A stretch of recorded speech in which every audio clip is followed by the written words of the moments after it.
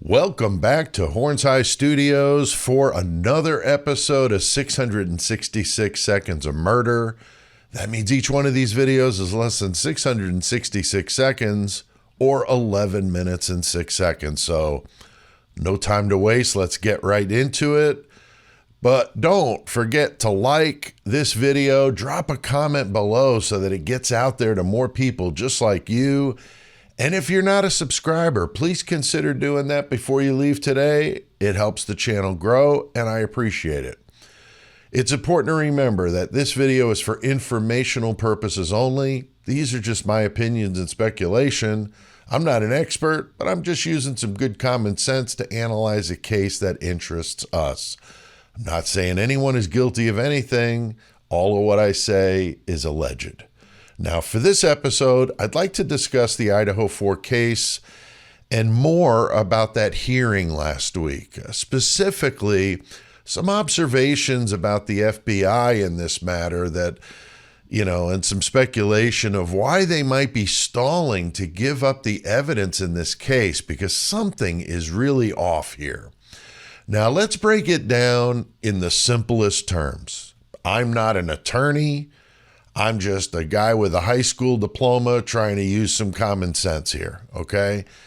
If you had a little brother who kept stealing cookies from the kitchen and your mom was getting mad and you're both getting in trouble, what would you do about it?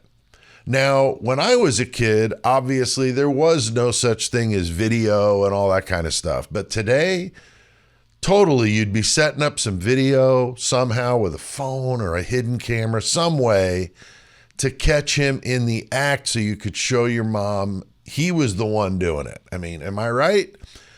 So let's say you catch him in the act, okay? You got him on the camera dead to rights.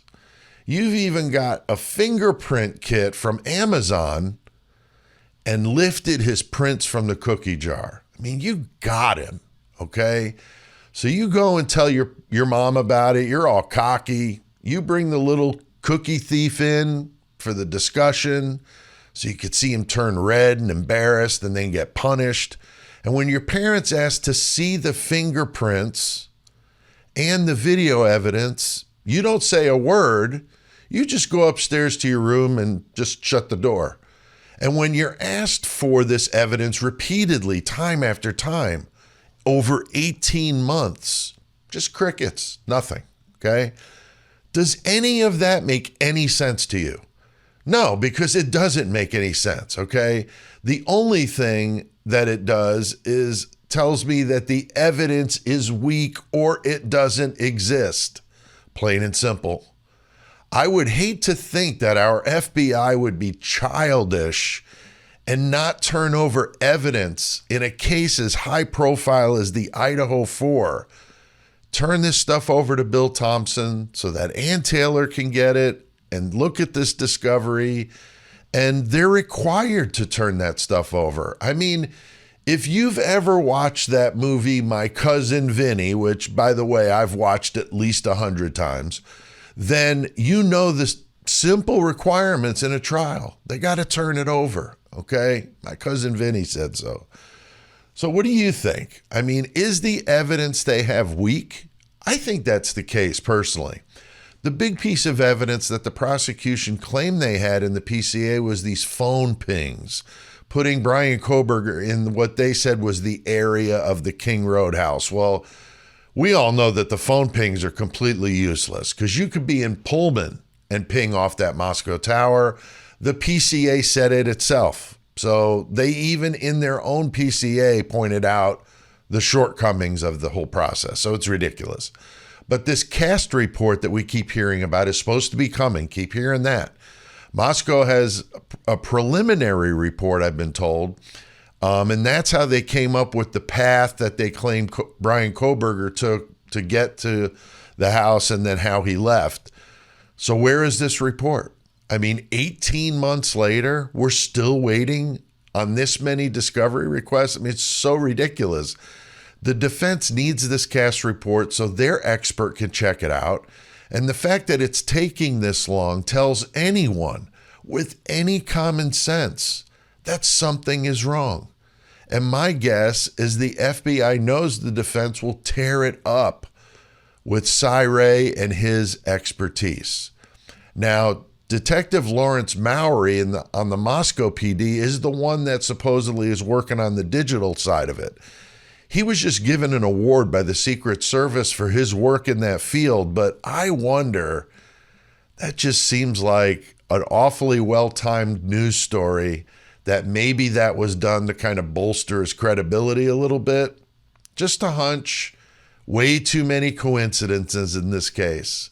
And any police officer will tell you, I don't trust coincidences. There's no such thing. So just saying. Now, what's the other evidence that the FBI is supposed to have? How about that IgG evidence, right? The investigative genetic genealogy. Allegedly, they were the ones that did the IgG work to arrive at Bryan Kohberger as the suspect. That's what prompted the 2,500-mile trek across the United States to go through the family trash to pin the touch DNA to Bryan. Very strange. I've heard rumors that the FBI used procedures to get that IgG evidence through the use of databases like 23andMe and Ancestry and those kind that don't allow for that. But they're the FBI, so they can do whatever the hell they want. But you got a guy sitting in solitary confinement for 18 months now because of this crap. Now, we've also heard from Ann Taylor in the last hearing that the prosecution provided them some pieces of video with audio that doesn't match up. How in the world does that happen? Now, I do a ton of video and audio recording and editing, and I've done it for over 20 years. The only way that is happening if it's intentionally done, okay? There is no other way to take a piece of video and chop it up like that and scramble up the audio without doing it on purpose. That's just completely ridiculous. The fact that the Idaho taxpayers are funding this sideshow is just absolute madness. I would be infuriated if I lived in Idaho. This is just crazy, wasting time with this nonsense. There is, again, I'm going to say it again, there is a man in solitary confinement in the basement of the Latah County Jail because of this. I know we see in TV and movies how the various levels of law enforcement get into these pissing matches, and I've heard that that's to some extent true. The local cops get mad when the state cops come in or the FBI gets called in.